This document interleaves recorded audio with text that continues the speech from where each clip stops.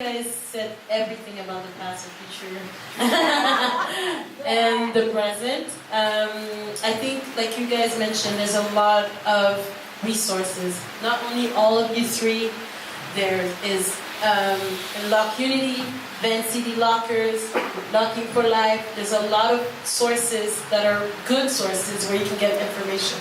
And also, like you said, you can send messages and ask questions. Might take 2 weeks sometimes to answer, 3 weeks, a month, but you'll get an answer. Or maybe sometimes you'll get an answer face to face. So, and yes, community. Like sometimes you won't get an answer, right? And you just reach out to Mark, and he will get the answer for you, or Richie, or because we have access to these OG. And so we'll be like calling them on the phone. Hey, by the way, there's this kid that wants to come and train in LA, blah blah blah blah blah. Yeah, okay, cool. Because it comes from something they know. That's it. That's true. It's all about the connections too. And a lot of people ask me, why did you stop doing BAM? I get this question like 150 times. All the time. All the time. And I want to thank Mark because he was the one, the year I was going like, I don't know about Lucky, he was like, Spicy, you cannot, like the passion, you talked about passion. He was like, Spicy, no, you can't do this to me. No, you can't stop Lucky. No. And we had a discussion, Richie Rich and I, about that. But I'm glad I kept it. Look at the community. But also, what I wanted to say is, like, I'm not doing bad. Somebody else needs to continue. The community needs to continue. So maybe not bad. Bad was not what it was at the end. It was a small jam. Like, this is small. This was not the community of locking 10, 15 years ago. So, like, you gotta think, okay, she's not doing it. What am I gonna do to help my community? Right? Okay. So that's what I wanted to say about that. Thank you guys so much. We're gonna take on questions now. Questions from the crowd. Anybody has questions? Thanks, Black Community, for putting this on, man. And panelists, what a wealth of insights you shared tonight. Looking forward to the workshops. I wanted to go back to some comments Tash was making when you were talking about fundamentals. It was probably 5 to 8 things. And I immediately started to think of the moves. And think, what must be in that 5 to 8? But it was interesting a few minutes later to hear Richie Rich not talk about the movements himself, but talk about quality you have to exhibit as a locker. So I was just interested, having heard Richie Rich's perspective on what are the 5 to 8 really things that are core to locking. What are the 5 to 8 for you, Gemini? What are the 5 to 8 for you, Tash? So that's my question. Richie was teaching us something also. Greg was teaching, he called it the pillars of locking, and he had 4 things, and the 5 things are very similar. Oh, he had 6 at the end? Okay, so at the end it was, huh? Yeah. No, we have papers saying 4. Oh, Greg Campbell up. Oh, yeah. Oh, yeah. Yeah, his was 6. So Greg, when we were teaching in Vegas, Greg had the 4 pillars of locking, which also was the funk, the character, style and grace, and attitude. Okay, those 4 things had to be in locking. And it was not especially moves. It was about, you know, no fear. Attitude was like no fear, drop your ego, all of that stuff, you know, get that out of the way. So those were also like Greg's 4 things, pillars. He called them the pillars of locking. Dispositions of mind. I think that's also a sentence that added that. So there's a lot of like research in that. And when Scooby came back, he started like trying to like channel this whole era, you know, when he started seeing Don do things. And so it's something that he invented, so of course it's the lock one, you know. Then lock or double lock, you know, depending on whatever, you know, people are learning. And then and you'll learn it tomorrow in my class, you know, because we'll go back to basics. So keeping time, all right. So keeping time, of course, is the pace for you, but they were keeping time. So, but now pace is very different. And then back slap or back clap. Some people call it back clap. It's what you do on top. Points, of course. Give yourself 5, because you have to give yourself 5. And what did I miss? Wrist roll, yeah. So that's the 8. Of course, there's more than 8 if you use variation for what all of these things are, right? So you have to think, now, they say, yeah, like twirl the hat, or this is also, what you have to understand is those 8 things are moves, they're not steps. The steps came later. Scooby was like, what am I gonna add? Because, okay, I'm doing all of this, but what am I gonna add? I'm gonna add something with my feet. And so he used to do this in the club, going up and down the stairs. And then so that became Scooby-Doo, Scooby-Doo. But the top is up, lock, Scooby-Doo. So the up is just like a threat. We call it this. But even in a conversation with Don, or with, you're like, I did lock, I didn't do that, I didn't do this, Because if you realize what it is that the lock is a noun.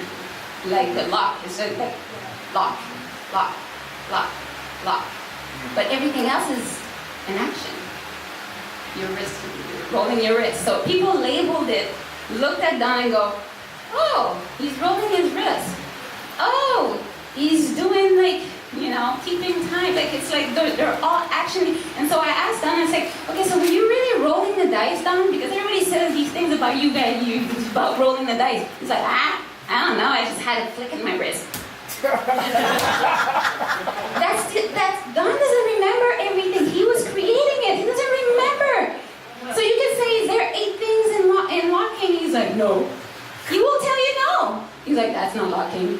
Because in his mind, he was doing that one thing, and everybody else named the moves for him. So when you came up to Don and did a Scooby-Doo, or a Scoobot, or all of these moves, he was like, that's not locking. And we were like, what the hell? But it is locking. But he was telling you, I didn't create that. Go ask Scooby. He made that up. That's not locking. Me, I created locking. So that's what it is. It's like they're all actions labeled by other dancers. But Don in his mind, he's just like, no. So the thing that I was explaining to people is like, he says, do whatever you want, but be like me. Like, or do you, but be like, no. Be yourself, but do like me. And we were confused. We're like, what does that mean? Right? It's like, be you, but do like me. What? So he was basically saying, do you, be yourself, but do like me. The top. All of that other stuff that all the other dancers added, he doesn't care about that. He didn't want to do the choreographies. He was like, nah, I'm going to freestyle. And that's what it is for you, is that those moves or 8 things that Don did, that's what created locking first. And then the other stuff came after with the other dancers.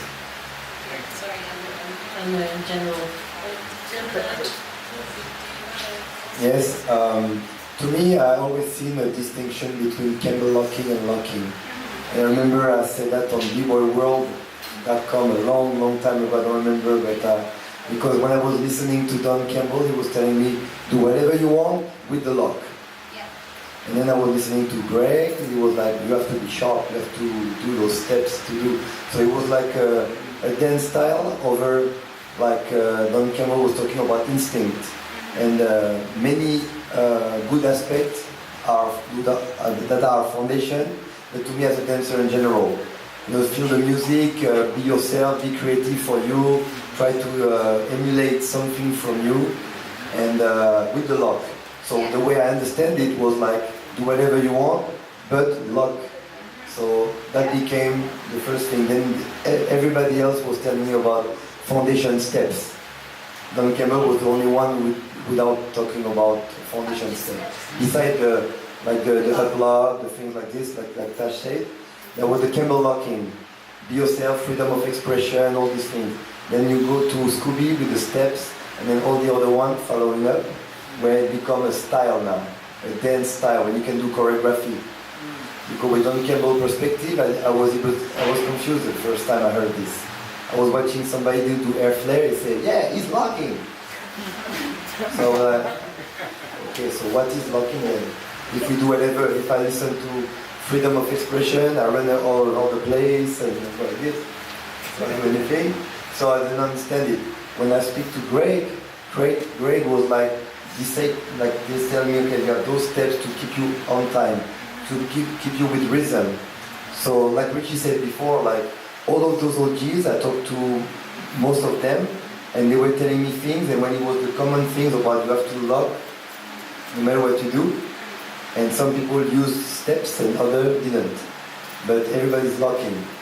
So how well can you lock? That's where quality comes in. So can you entertain me with locking skills, or can you entertain me? Dance entertainment versus locking skills entertainment.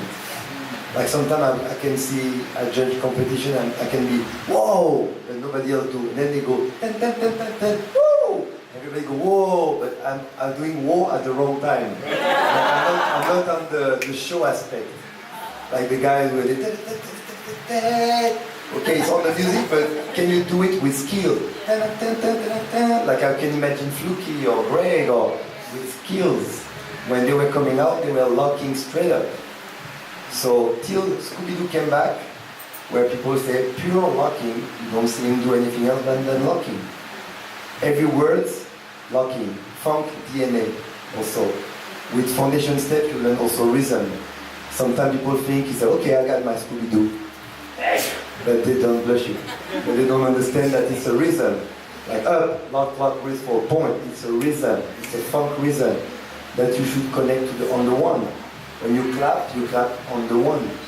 So it's a process that you learn with the steps to make you understand feelings and concepts and things, so everything is connected. So to me that would be, yeah. Yep. For me, it came down to 6 moves, just to answer your question. The same as TASH. I consider it a lock lock. Right? You know, a lock is just double lock. Right. So for me, it's a lock, an up. It's not a. If you watch in the streets, if I was in a nightclub and you were all the way over there, the music is loud, and I throw my hands up, that means what's up? What's up? It's an up for me. So a lock, an up, a pace, a wrist roll. I give yourself 5, which is a clap. I don't count the clap as my basic, but again, and a wrist roll and a point. For me, those are the 6 basic moves of locking. If you can master those, it's not boring because you can change up the order. You can change the way you do them and the shape of them and the way you do it, which makes it, 6 moves becomes 36 moves. So again, those are the basics for me. How well, yes, and how well you place it in the rhythm, in the song, with the right temperature. If it's a smooth music, you don't go hard. If it's hard, you connect with the song. All these things, how well can you display the art form of locking through the music? So, just one more. Because he brought something that reminded me. The prep, that came from Scooby, but it is an up lock. He's right. It's up lock. But the prep, Scooby came, he said this thing, back in the day, the prep came when you had to do something with somebody else, so that was a prep. That, when you did that, everybody was like, ah! You know, so they didn't count. So this, the kick on the side before a split, it's also a prep. So Scooby named it a prep. Not Don, you know, like Scooby just 30 years later was like, yeah, it was a prep. So when I saw somebody kick, we all knew we were going to go into half split. If somebody did this, well, we were coming in doing like the pace, the locker's handshake. So there was a few call-out moves, you know, and prep is like, you know, and we knew like if somebody went up, you're like, like whatever, like it's an interaction thing. So that's why Scooby called it a prep, but it is an up lock. You know, so that's what it is that the names vary. So you have to be careful. People will tell you different things. Well, but this teacher, it's all connected. Once you hear the whole story, then you're like, oh, it's Scooby's interpretation of going, yeah, well, that's what we did. It was called a prep. You know, they didn't have counts. So keeping time, or pace, but keeping time, we're doing like keeping the beat. And I'm going to keep the questions going. Hello. I'm back. Okay. I'm a popper. I'm part of like the new generation, the YouTube generation, and honestly, I don't feel the need to go back to LA to meet the OGs and like to like exchange with them and everything, because I feel like the generation before me already did that, and I could go through them and get all that experience with them as well. And I feel like maybe in your time you guys needed to do that more because the information wasn't as valid as it is nowadays. So you guys really had to seek to it. You guys have to go there to like meet those people. You have people who already did that, and I'm not saying like we shouldn't do it or we should put it aside and just focus on our own things, but maybe it's not as I was about to say urgent, but it might sound bad. It's not as urgent. Yeah, it should. I don't know if it should be like so much emphasis.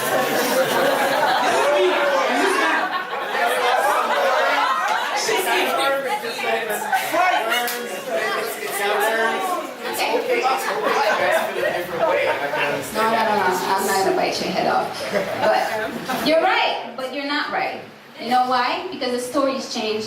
And the thing is what I learned at 46 years old, when I sit, because they didn't get along before.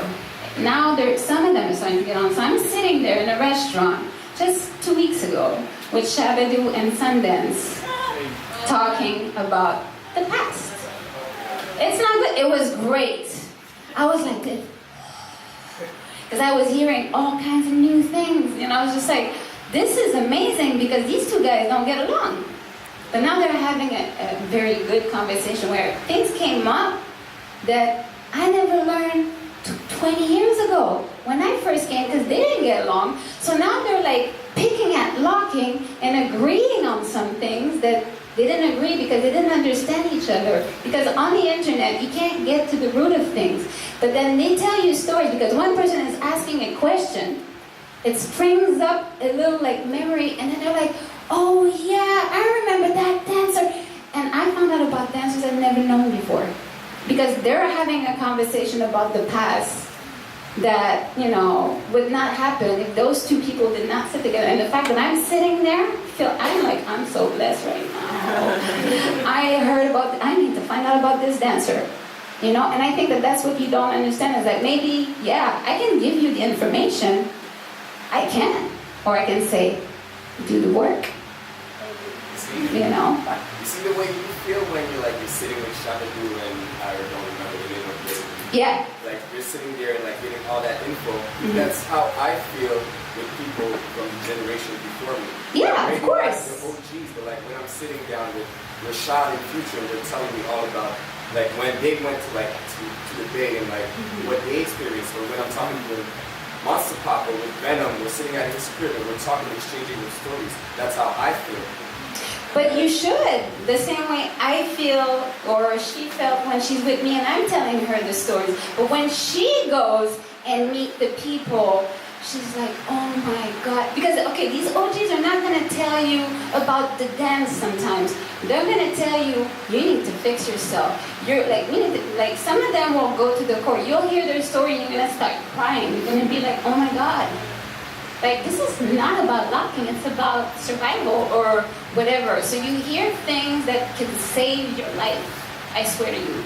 You know, it's not, when you go to Richie and he tells you some of these stories and what he does in his life, and you know, Rashad, and they're great in Future, but they haven't sat down really with some of these pioneers, yes, but you haven't sat down with these pioneers, because these pioneers will remember things like this, like that nobody's ever heard. I'm like, even us, we're like, you know, what? Never heard this. When I was young, we used to play a game. I would come up with a story and whisper it in Gemini's ear. And he would travel around. By the time it got back to me, it was totally different from what I said. So, if I sat with Pop and Pete, now we wanted to learn about popping and I heard it from him, and then I come back to where you live and I tell you what I learned from him, it's not the same. Yeah, it's some of the information, but it's not, you don't get the passion, you don't get the feeling. So you could learn from other people, I agree. Till you hear from the horse's mouth to create this type of thing, you do not know. I don't care what he says and she says or whatnot. It's important to still go back. And yes, you can learn to lock from this one and this one and this one, but till you sit with an OG guy and they tell you the story and how this was created and why this was created, then you really get the real deep roots of it. So for you, no insult, yeah, you have the info, you don't have all of it. And that we said that earlier, where do you get the information from? You got half the information. Sit with Pop and Pete and get the real perspective from that person. Then you'll understand what I mean, okay? And I'm sure those guys are great, I've seen them. Still, Pop and Pete is how old now? 50-something? And he's still better than everybody. Now how's that possible? An OG who's still 50-something years old and he's still better than all the youth. Now tell me about that. Now how's that possible? You want to learn the book, you go to where the guys, to Sam and him, if you want to learn that stuff, not from somebody else. Okay? Green Tech is dope. Yeah. Yeah. So that's my thing.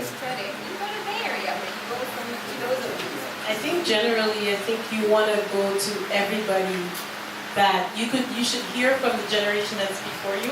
I think they're important because they're also evolving. They have a different vision that is encouraging as a young person starting. But you will feel, and I understand what you're saying about the urgency, is that maybe you don't feel the urgency right now. Yeah. There's going to be a point where... That's the end. That's the thing. No, you don't do, that's the thing, but you know what I mean? You're going, it's important. It's important to still do, to still go back. Yeah. Just to add a little something, I think it's personal. And I heard, like you, many people told me this. They say, oh, Green Tech is killing it now, or Nelson is killing it now, so why do I need to go? They ask me the same thing. They say, why do I need to go to the old school guys and I go direct to the one on top now? So I think that it's personal, but I think if I recall to my career inside the locking style, my best moment was every time I was with OGs. These are memories. You live something, some moments directly with some people who lived it. So I think there is a magic into this. So when you talk with one of the OGs, they tell you about Soul Train. We can all tell you about Soul Train here, but when people, they were there, there's always some sentences, some emotional parts that you're going to feel that unreplaceable by anybody else than them because they were there. And to me, I will go even further than this because you have the OGs, then you have guys like Richie, and you have different generations. For me, there's sugar everywhere. So it's up to you, it's personal. And some of them are mean, right? They're mean. And we get in trouble with them, like they hate us. But we keep going back. Because I believe that everybody's able to change. And everybody's able to be forgiven. And everybody has weaknesses. So you have to go back. And sometimes it takes 10 years. Like, first time I met Shadow, it was like, oh gosh, you know, like, and then the second time I was like, oh my, well, the second time I took this class. And I was like, okay, I think he's over some certain things. And I don't, that's why I say don't be bitter or just don't think that they don't have anything to teach you because they do. And like he said, and I will learn as much from her. I swear, I could sit with her and talk for hours and I'm like, that's great. But I don't block out the first generation, even though it's my generation. You know, but I don't block out the new generation because when you guys come to me, I tell you the stories, I'm like, oh my God, when Scooby came back, it was the light came on. And then the light died down again. You know, because that's what happened. And then somebody else comes back and adds something, like, oh my God, Scooby said that. And then somebody else brings you something else, you know. But those OGs will change the story, but there's always when it's a true story, like he said, they're all saying it. And when you find that grail, you're like, I win. like the knowledge, the stories. Because who's going to tell the stories of the OGs? Like, you guys, right? Not me. Like, Sana said this is the conversation. Sana says, don't you want to save locking? To Shabadoo. I know some of you don't know. And Shabadoo's like, you know when you're gone and dead and all, like, who's going to save locking if it goes in the wrong direction? And Shabadoo's like, I don't care, I'll be dead. And I was like I saw Sundance, I was like, this guy's about to die right now. He was hurt. because he cares so much about the dance, you know, and he's 55 years old, like, still trying to find the information. Oh, sorry. No, but hey, I'm 46, he's over, like, next generation for me, you know, like, I respect him because he's still in the game. 55, are you gonna be still in the game at 55 years old? Are you gonna be like 62, like Scooby, still killing like guys? And who was gone for years too, Scooby-Doo. He was gone for years and came back. These guys have stuff for you. Other question. Sorry, I hate to drag this on, but just to expand the point from Jay's style of grabbing the ideas from the OGs, I firmly believe that in that sense when we look at like a completely unrelated example like philosophers, right? We take from what the philosopher says, but you know, at one point we're like in 70 years, 100 years, this generation, our generation is going to die, and how will this information be passed on? I think it's important to have both the first generation of the pioneers, but as the dance of locking or popping from what I do, it fuses and it blends from these experiences of other people, right? So I firmly believe that we should record this information from these OGs, but having this information from other generations, from today to and so on, is also as crucial as well, because this art is going to be forever expanding, right? So, do I have a point? Oh, so, I guess in a general aspect, like, do you think this art will be lost in 70 years from this perspective of needing it to be from the OGs, right? Because it's separate like that, like just from a long time from now. If we need this information from the first generation, then it's going to be very difficult for us, for people in the future. Take ballet. I guess I can go back to ballet. Ballet, I think, started in the 1700s or whatnot. People, when they learn the real information and they understand the basics and they teach that, it will go on forever. So, yes, it's important to learn from the OGs, but hopefully they have those students that really learn the foundations and the basics of whatnot, and it gets passed on. That's why you write the information down. That's why you take video. That's why you talk to people. If the information is valid, it will continue on its way. If it's not, it will disappear. So hopefully, again, now you talk about the community, you know, philosophy, Socrates' principles and Aristotle's principles still exist today. A lot of that stuff is even done in business, the way people think. Now, I never met Socrates, but when I read his stuff and it's written and it's documented and it makes sense, it's like, wow, I understand what he means, but, and that's where you guys come in, that but. Or, I don't like the word but, because if I say, yeah, you're a great dancer, but, now I'm going to tell you why you're not. It's and. What you're saying is exactly true, and write down the information, record it as exactly the best you can get. Like I said, if you hear from 8 people, it'll probably be more true if just one person saying it. Gather the information, write it down, remember it, teach it. When you teach it, it gets to the next generation, next generation, next generation. So I don't have to meet the first ballet dancer ever. I can look at Baryshnikov and see that he understands this dance, and he added something to it. And that's what we're hoping you guys do. Get the information, understand the basics and foundations, teach that, and then teach what you know. And what you learn from this guy, and this guy, and this guy. And that's how it's sold. No, we can't be on Soul Train. Soul Train doesn't exist. So how do we get that feeling again? Well, if you talk to these guys, you understand. When you dance next to them, you'll understand. Okay? So again, it's that, like GEMINI said, that passion, that stuff inside that you gotta get. That's all. Pass down the knowledge correctly, and you'll get it. And that's how it gets longevity. So I agree and I agree, and then I disagree. You should do the best you can. While you have the opportunity now, go learn it now so you pass it on correctly. Plain and simple. Yes. Hi. It won't be lost. I agree with that. As someone who works a lot with the next generation, I work a lot with like youth. One thing I personally struggle with is I'm always trying to kind of instill the love I have for locking with them. And I mean, sometimes encouraging kids, like 14-year-olds, to go off to LA to explore is not such a realistic option. Unfortunately, not so much.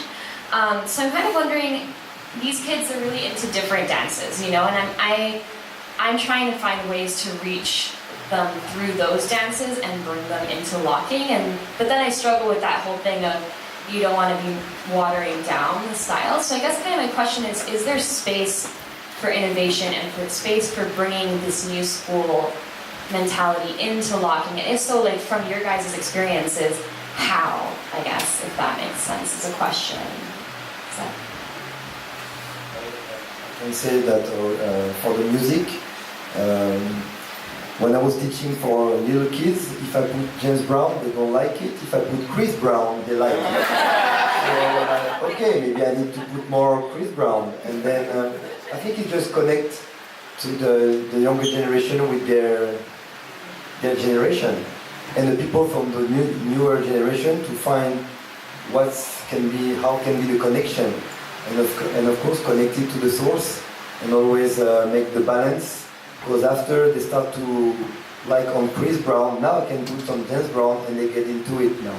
Because otherwise they will be like, oh, I don't like the sound of it. It was the same thing for competitions. When people used to see those locking battles starts, they were like, oh, it's always the same music, it's always the same thing. So we need to open, but at the same time connect and found in the new school things what got the funk DNA. The funk DNA, as far as music, you know, it's like just connect to the newer generation with newer beats, newer funk. I find also some in performances too, like I've watched Lucky do the dabs, and like that's the shit. So it's that too, right? It's just performances, you have little occasions here and there. We go through that in every style. It's the same in hip-hop, the same in popping, it's the same in everything. Yeah. And it's also comes back to your question, is that thing. I got you. Is that for me, and I'm not an OG, but you know, in Montreal they call me OG, whatever, but I'm looking at other people. But as myself, I never stopped growing. I always looked at the new generation.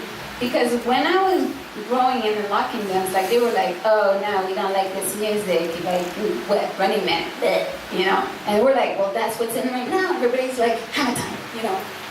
And the music was giving us that. So a lot of OGs were like, and they stopped, right? We just kept going. So my lesson now is to always make sure I have an eye in the past, I'm the present, and an eye on the future, which are you guys, right? And so when I merge my single eye is me, right? This is your eye, this one, right here. So when you figure that out, and you keep growing. So I don't, when I first heard trap, this girl, I was like, oh gosh, oh no, I can't. But the thing is, trap is your generation's party dancing of our generation. We were doing the Running Man and all of these things. You guys are doing, you guys are doing reverse. You know, oh, do you know the reverse? Oh my God, Montreal, seriously, okay. Okay, she knows the reverse. But this is the thing. I make sure I stay connected to what's going on right now as me, just so I'm not left behind. I still know when I'm judging a battle and they're like adding light feet to their locking, I'm like, yeah, you did that light feet, so that's not locking. So they're like, oh, damn, I can't catch her, you know, because I'm still looking at the new generation. We're all looking at you guys. We might not like the music. I do like trap now. Didn't like it at first. But I try to not be my parents. Well, my parents were open. But the OG's like, it's not punk. And I know I can tell you're my student. I was like, I don't care. We'll dance on like hockey music. Remember? And they were like, oh my God, but it's not funk. And because this person said you gotta only dance on funk. I was like, no. Dance on anything you want. But if it's a locking battle, you better lock. Okay, this question right here. I was wondering if you guys practice other styles of dance and if it influences the way you dance locking or the way you perceive dance when you go back to locking after doing other styles. Yeah, I grew up in the club era again, so I am a locker, but when I was in the club, I would dance with my wife. It wasn't, I'm not sitting in front of my wife, locking. Yo, I teach when I teach class, I'll teach the cha-cha and stuff like that. So I do all kinds of dance. I can pop, I used to break when I was young, I could whack when I was younger. So I do all dances, but again, I'm a locker. That is where my focus is. How does that influence me? It's the music. I'll listen to popping music, I'll listen to New Jack Swing, and if GEMINI opens that up, he did a video about it, it's really cool. But I listen to all kinds of music, it changes the way I dance. And some of the guys who have practiced with me, I'll throw country music on at my house, and we got a lock to it. And it's because every song has something to it. There's a feeling to every type of music, so it always influences me just on the feel of the music. So any style, any music, it will change the way I lock as well. The music will definitely change the way I move. And I lock to Latin music as well. I'll throw Celia Cruz on and start locking, you know, and people are like, damn, and I do it too. We'll do routines to it, and I'm like, wow, I didn't know. So practicing different styles helps you move your body. Like I say, the body is an instrument that plays the music. Any dance style can help you dance better. But understand, when I'm locking, I'm locking. When I'm popping, you know, or when I'm breaking, I'm breaking. But still, it's the feel. It teaches me to move differently. And if I can incorporate that different move or different feel in the way I lock, yes, it opened up another door. So I hope that answered it. Yeah, exactly like Richie, exactly the same. When you do other style, you will move differently. And it can be fun also to see where can you find connection with the styles. Like if you take Latin dance and you connect it with locking, or you take whacking and locking, you can play with it, and to use different style of music, you will play on different way of moving. If you stay only on the James Brown's things, I think you will start to move always the same way, because you have those images in your mind and those rhythms that. So I think it's interesting, again, as just for fun, to try to adapt locking to other styles. And there's some music, sometimes I listen, I don't feel nothing. Don't feel locking to it. So it's really personal again. And but I mean, change the rhythm, change the way you bring this move into the other move, and try to. It's interesting, I think, to open. You know, and sometimes people say locking music. I don't understand what I mean, because I understand what they mean by locking music, but I don't believe the musician were like, let's do a locking music now. Okay, we're gonna do locking. So it's music. You have music. And the lockers, they used to do shows on ballet, of classical music, and I think it's just attitude, change your character, can open your mind to change character and to be more groovy, more classy, more straight, I don't know. You just open up. So. Yeah, for me it's like any style opened up my dancing for locking, but I was like, okay, I want to be a B-girl now. Fact. That was the best B-girl in Montreal, Katana, and she's also a great locker. But yeah, and she's also the reason why it's called Lock Unity. Did you know that? Ah, right? So there's people that are important, right? There's people that are really important, and that's what it is. We were breaking, locking, that generation pop, we were trying to do it all. We only got better because we're trying to learn from everybody and going and hang out with the lockers and with B-boys and with the poppers, and then we were swing dancing and salsa dancing, because the salsa clubs in Montreal were crazy. So we're salsa dancing, kumba, this, I did jazz, ballet, she does that, we did everything. But in my class I remember saying, yeah, but guys, you gotta pick one. Which one is gonna be your one? You still can do everything, but you have to have one that you're this is the one I'm going to put my discipline in. Being a disciple of that dance, of that art, you have to have discipline. And so you can't just dabble around, but the dabbling around, like he said, helps so much. A good popper should learn how to lock. Seriously, because it will change your dance. And Fawn, which is one of the poppers, that was the mentor of popping in Montreal, was always in my class.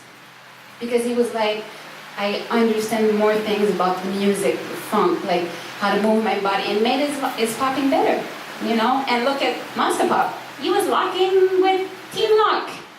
And then he said, Tash, I'm gonna stick to popping. And see look what happened. You locked in Vancouver. I was like, what? Okay, it's over, guys. I'm so sorry. I know. It was getting hot now. Like, oh no, we have no time. We have to cut it. Cut it. Cut it. Okay. So thank you guys so much for this conference. We learned so much from you guys. Thank you. You guys are amazing souls.